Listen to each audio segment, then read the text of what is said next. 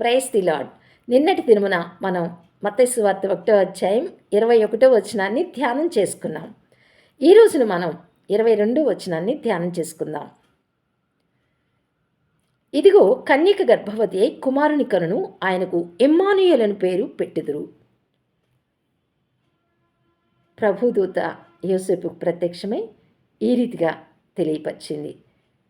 ఆమె యొక్క కుమారుని కంటుంది, అతనికి ఇమ్మానుయేలను పేరు పెడతారు అని ప్రభుదూత యోసేపుకు ప్రత్యక్షమే సెలవిస్తుంది. కన్యక గర్భవతి అయి కుమారుని కంటుంది, ఆయనకు ఇమ్మానుయేలను పేరు పెడతారు అని సెలవిచ్చిన మాటలు నెరవేర్చబడ్డాయి.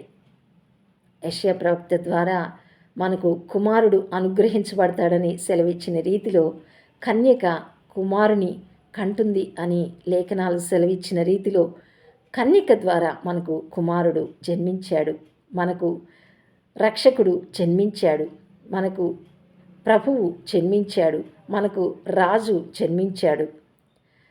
ఈ లోకరీతిగా కొడుకులు పుత్రుడు పుడితే తననేదో విమోచిస్తారని, తననేదో ఉద్ధరిస్తారని మనుషులకు కొన్ని అభిప్రాయాలు ఉంటూ ఉంటాయి.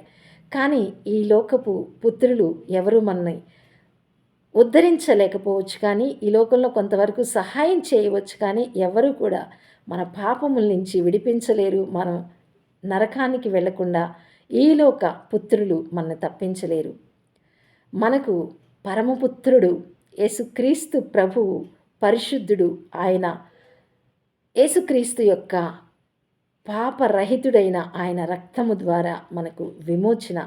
అందువలన యేసుక్రీస్తు ప్రభు మన కొరకు కన్య గర్భంలో జన్మించవలసి వచ్చింది.